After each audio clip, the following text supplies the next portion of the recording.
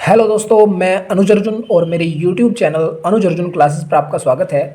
आप अपनी 10th class की तैयारी को और बेहतर बनाने के लिए मेरे चैनल को सब्सक्राइब कर सकते हैं।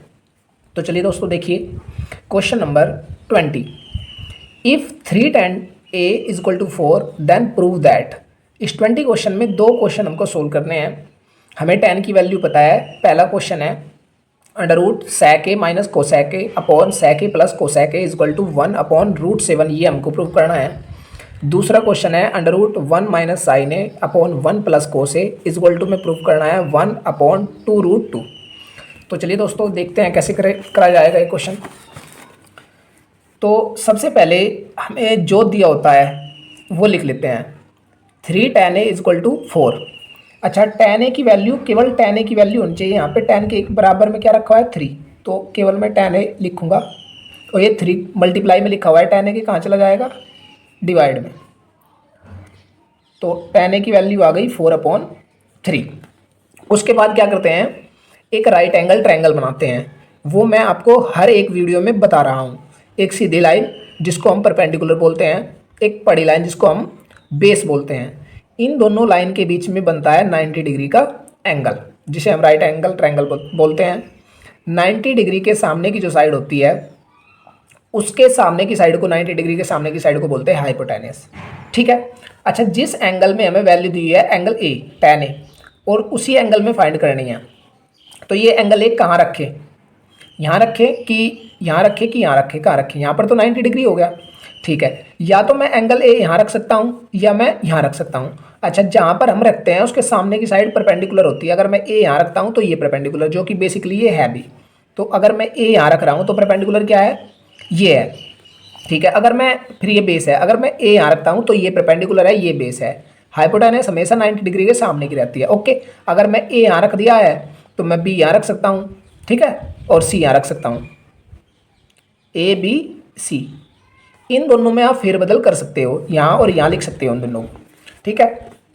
अच्छा, उसके बाद क्या करते हैं, जो वैल्यू दी हुई है, tan a की वैल्यू दी हुई है, तो इस रेशियो को हमें यहाँ पर रखना होता है। ठीक है, वो किसकी हेल्प से रखते हैं, पंडित बद्री प्रसाद हर हर बोल, सोना चांदी तोल।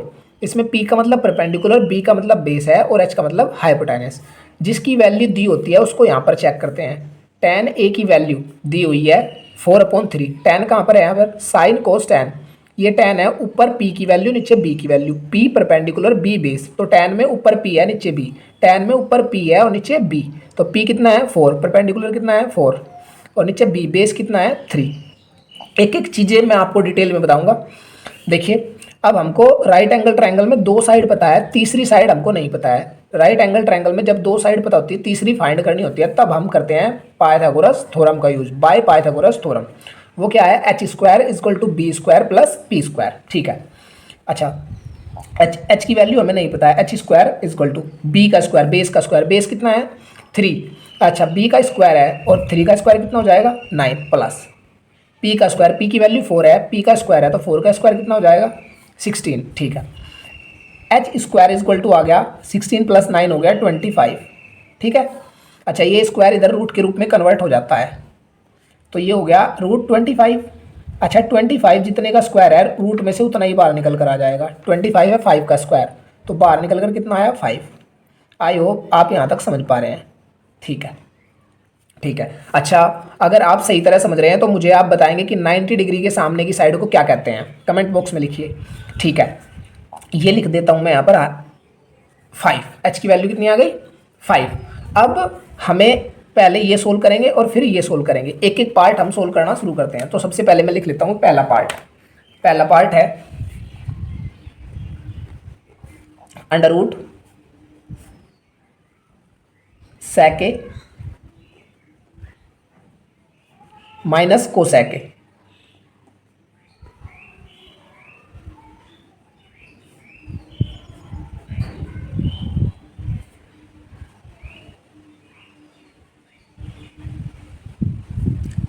प्लस कोसैक ए।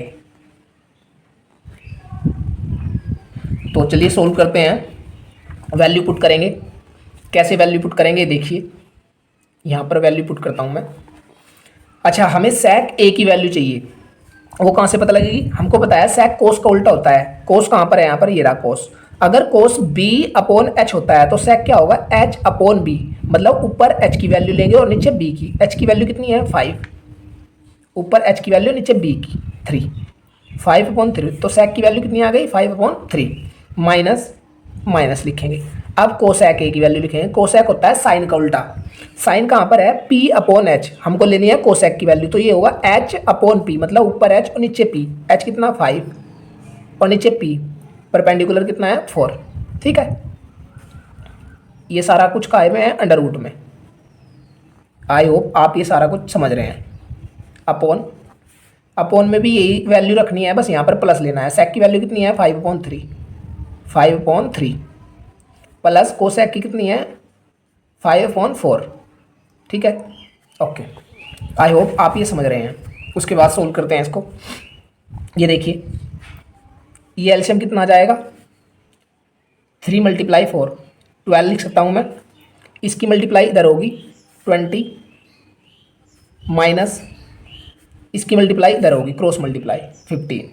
ठीक है, ये सब अंडर रूट में है, मैं अंडर रूट में लिखता हूँ। अपॉन नीचे भी एलसीएम कितना है? 3 × 4, 12। ठीक है, 4 की मल्टीप्लाई यहाँ पर होगी 20, प्लस ये भी कितना होगा? 15। ठीक है, यहाँ तक आप समझ पा रहे हैं? अच्छा, 12 से 12 कट जाएगा। ठीक है, 20 माइनस 15 कितना बचेगा? 5। ठीक है, ये सब अंडर रूट में है, ये तो कट गया। 20 प्लस 15 कितना बचेगा? 35। अब इसको हम काट कर लिखेंगे तो कितना आएगा? 5 × 5, 5 × 7 = 35। तो ऊपर कितना बचा अंडर रूट में? 1। अंडर रूट में 1 मतलब बाहर भी कितना आता है? 1। नीचे अंडर रूट में कितना बचा? 7। ठीक है, तो पहला जो पार्ट था उसको सोल्व करके कितना आया है? 1/√7। यही हमको प्रूव करना था। तो अब हम दूसरा पार्ट सोल्व करते हैं। इसमें हमें काय की वैल्यू चाहिएगी? साइन की और कोस की, कोसे की। तो सबसे पहले यही वैल्यू मैं लिख देता हूँ यहाँ पर। साइन ए की वैल्यू, साइन कितना है? p/h, मतलब ऊपर p लेना है और नीचे p लेना है, नीचे h लेना है। तो p कितना है? 4 और नीचे h लेना है, h कितना है? 5। तो साइन की वैल्यू कितनी आ गई? 4/5। और कोस की वैल्यू कितनी होगी? b/h। b कितना है? 3 और h कितना है? 5। तो हमें दोनों की वैल्यू मिल गई। दोस्तों, ये ऑटोमेटिक चलते चलते फ़ोन बंद हो गया था, इसलिए मैं ये सोल्व करता चला गया, पता ही नहीं लगा। तो चलिए ये सोल्व हुआ, मैं आपको समझाता हूँ। अंडर रूट 1 ऐसा का ऐसा ही, माइनस साइन ए की वैल्यू अभी हमने निकाली 4/5। ठीक है, अपॉन 1 प्लस और कोस ए की वैल्यू कितनी? 3/5। ठीक है, इसको सोल्व करते हैं। 5 एलसीएम ले लिया ऐसा का ऐसा ही, 5 की मल्टीप्लाई 1 में करेंगे, माइनस जिसके नीचे 5 है उसको, उसके ऊपर का जो नंबर है उसको ऐसा कैसे लिखेंगे? 5 - 4। ठीक है, अब नीचे डंडा खींच दिया। अब इसका एलसीएम भी कितना आएगा? 5। ठीक है, 5 की मल्टीप्लाई यहाँ पर होगी 5 × 5 प्लस प्लस जिसके नीचे 5 है वो नंबर वैसा का वैसे ही लिखेंगे। एलसीएम में ऐसा करते हैं हम। ठीक है, 5 से 5 कट जाएगा। 5 - 4 कितना आएगा? अंडर रूट में 1। 5 + 3 कितना आएगा? 8। ठीक है, ऊपर 1 बचा, नीचे 8 बचा। अच्छा, अंडर रूट में से 1 बाहर निकलता है तो 1 बाहर आ गया। ठीक है, क्या हम इस 8 को 4 × 2 लिख सकते हैं? इसका मतलब भी 8 ही है।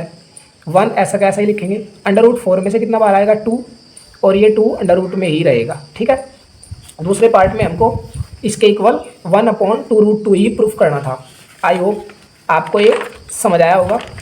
हमें कमेंट करके ज़रूर बताएं कि आपको ये वीडियो कैसा लगा, और इस वीडियो को अपने भाई बहन और दोस्तों में शेयर ज़रूर करें, और एक लाइक ज़रूर करें, और एक मोटिवेशनल कमेंट ज़रूर करें। Thanks for watching.